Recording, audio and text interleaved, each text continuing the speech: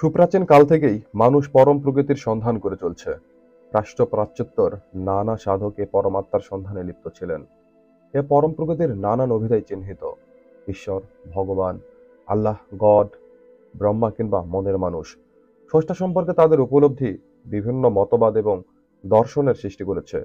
প্রাচ্যের সুফি দর্শনে আনাল হক, গৌতম বুদ্ধের নির্বাণ, হিন্দু ধর্মের মোক্ষ, বাউল সম্প্রদায়ের অরূপ কিংবা মনের মানুষ অন্বেষণের লক্ষ্য অভিন্ন। তরিকা ও পথের ভিন্নতা থাকলেও সবার উদ্দেশ্য অভিন্ন।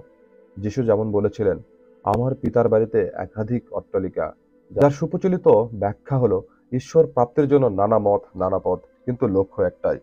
সুফি মত অনুযায়ী পরম প্রকৃতির স্বরূপ দেখতে চাইলে মানবকুলকে তাদের অন্তরের মাঝে দৃষ্টি নিক্ষেপ করতে হবে।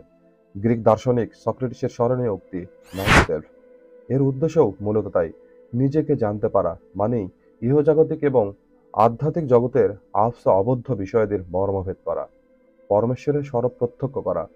মুহাম্মদ সাল্লাল্লাহু সাল্লাম বলেন, যে নিজেকে জানে সে জানে তার স্রষ্টাকে, আর এই আত্মজ্ঞান তাকে পরমাত্মিক জ্ঞানের দিকে নিয়ে যায়। পণ্ডিতদের মতে এ ধারণার ভিত্তিতে সৃষ্টি হয়েছে সুফি দর্শনের।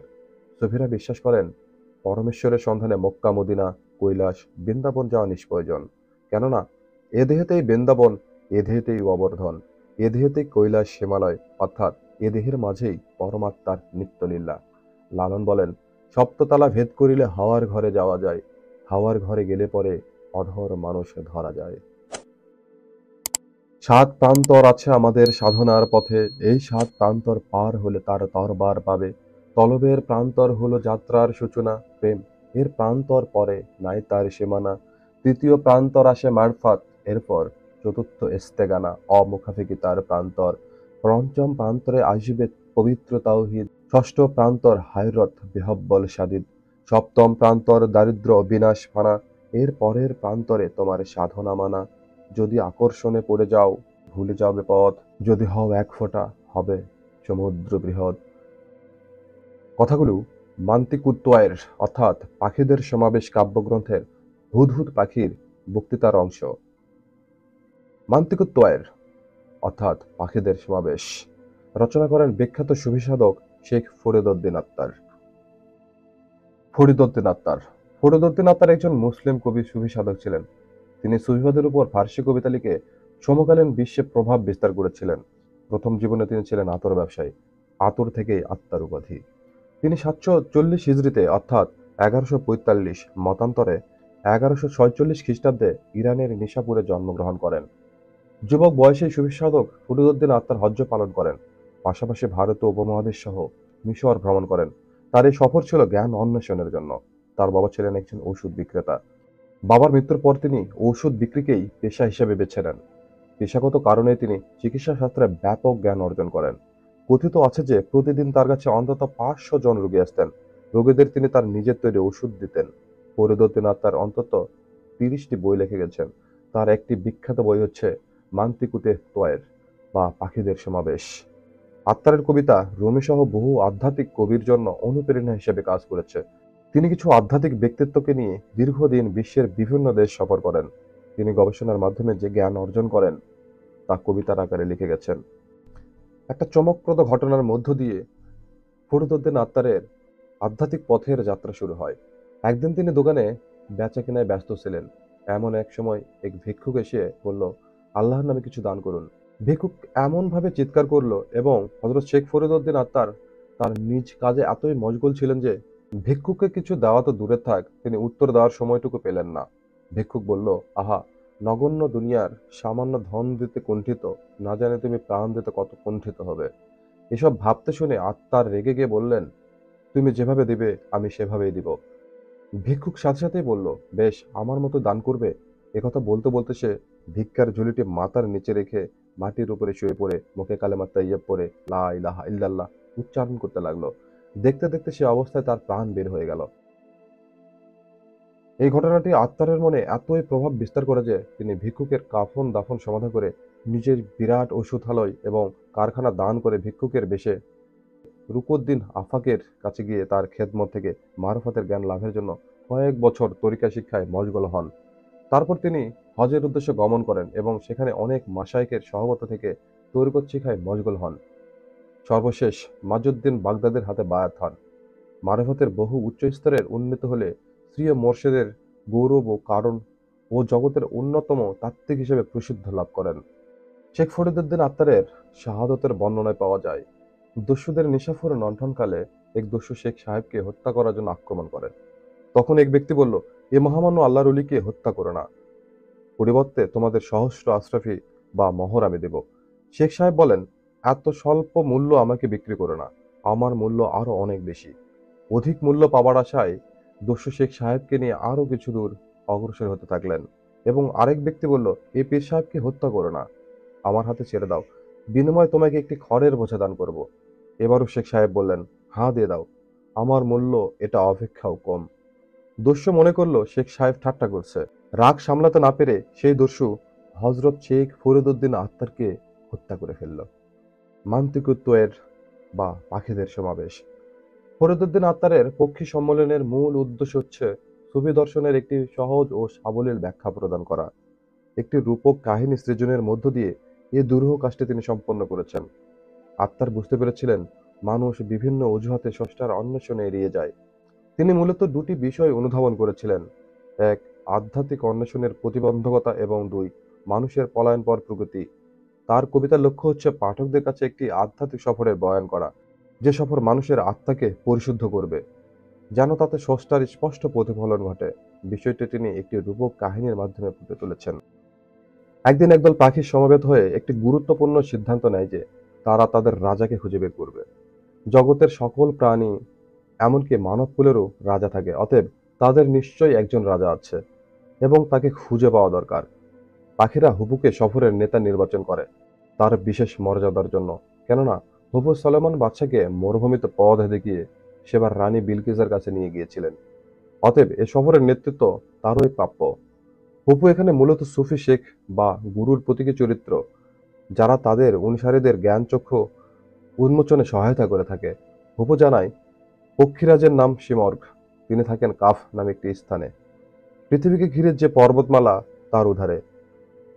তার দেখা পেতে হলে 7টি উপত্যকা পাড়ি দিতে হবে, যা অত্যন্ত কষ্টসংকুল বা আর শ্রমসাধ্য, কারণ এ সফর দিন নয়, মাস নয়, বছর অবধি, অথবা হয়তো আমৃত্যু বিপদসংকুল, সন্দেহ ও আর আতঙ্কের। আত্মারের এই সপ্ত উপত্যকা আসলে সুফি দর্শনের 7টি ধাপ, যা উত্তীর্ণ হয়ে খাটে মানুষে পরিণত হয়। এই 7টি ধাপ যথা: অন্বেষণ, প্রেম, জ্ঞান, নিরাসক্তি, একত্ব, বিমুগ্ধতা, দীনতা বা নির্বাণ। অন্বেষণ আত্মার পরিশুদ্ধ অর্জনের প্রথম এবং সবচেয়ে কঠিন ধাপ। এ ধাপ অতিক্রমের পথে শত বাধা বিঘ্ন আসবে, কিন্তু তার ধৈর্যের সাথে মোকাবেলা করতে হবে। এ ধাপে বান্দা প্রচলিত মতবাদ এবং বিশ্বাস এবং অবিশ্বাসকে প্রত্যাখ্যান করে সামনের দিকে এগিয়ে যাবে। দ্বিতীয়, প্রেম, যার কারণে মানুষ করণীয় অনেক কিছু থেকে নিজেকে দূরে সরিয়ে রাখে। তারা প্রেমের মোহে অন্য কিছু করতে বা ভাবতে পারে না। জ্ঞান, এভাবে বান্দা প্রজ্ঞা অর্জনের জন্য নিজ নিজ সামর্থ্য অনুযায়ী জ্ঞান লাভ করবে। এক্ষেত্রে পথের ভিন্নতা থাকতে পারে, কিন্তু উদ্দেশ্য অভিন্ন, প্রজ্ঞা লাভ। 4, নিরাসক্তি বা বৈরাগ্য। এ ধাপ অতিক্রমের মধ্য দিয়ে সকল কামনা বাসনা এবং জগৎ সংশ্লিষ্টতা থেকে নিজেদের মুক্ত করে সাধক উন্নত চিন্তা চেতনায় নিজেকে আরো সমৃদ্ধ করবে। 5, একাত্ম। বান্দা এ ধাপে উপলব্ধি করবে যে জগতের সবকিছু আসলে একটা জিনিসের সমষ্টি, একটা অস্তিত্বের নানা রূপ, এবং একে অন্যের সাথে সংশ্লিষ্ট। পরমার্থ হচ্ছে সবকিছুর ঊর্ধ্বে, এমনকি ঐক্য ইহজাগতিকতার ঊর্ধ্বে। 6, বিমুগ্ধতা। এ ধাপে প্রবেশ করে বান্দা পরমেশ্বরের রূপে বিহমিত হয়ে উপলব্ধি করবে যে তারা আসলে এ ধাঁধার কিছুই জানে না, তাদের ভিতরে কেবলই শূন্যতা, অফুরন্ত শূন্যতা। 7, নির্বাণ। এ ধাপে মানব সত্তা তার পূর্ব পরিচয় বিস্মৃত হয়ে একত্বের অংশে পরিণত হয়ে যাবে, যাকে বলা হয় বাকাবিল্লাহ। অনেক পাখি কষ্ট আর শ্রমের কথা শুনে এ লম্বা সফরে যেতে দ্বিধান্বিত হয়ে পড়ে এবং নানা অজুহাতে সফর এড়িয়ে যেতে চায়। তাদের প্রতিটি অজুহাত মূলত মানুষের আধ্যাত্মিক পরিশুদ্ধি লাভের অনিচ্ছাকেই প্রতিকায়িত করে। যেমন নাইটেঙ্গেলের মতামত হচ্ছে, সে তার সঙ্গী আর গোলাপের প্রতি ভালোবাসায় তুষ্ট, তাছাড়া এই দীর্ঘ যাত্রা তার সামর্থ্যের বাইরে। উপর তাকে স্মরণ করিয়ে দেয় যে ইহজাগতিক প্রেমের দাসত্ব আত্মশুদ্ধি লাভের পথের অন্তরায়, তথা তার প্রাণটা হারাতে চায় না। তার চেয়ে বরং মৃত্যুর পরে স্বর্গেই যাবে। রাজহাঁস পানির প্রতি এতটাই আকৃষ্ট যে সে সিমর্গের কাছে যায় কিভাবে। ভূপতিতিরকে স্মরণ করিয়ে দেয় যে রত্ন আসলেই কিছু না, রঙিন পাথর। এর প্রতি ভালোবাসা অন্তর কঠিন করে ফেলে। তার প্রকৃত রত্ন খোঁজা উচিত।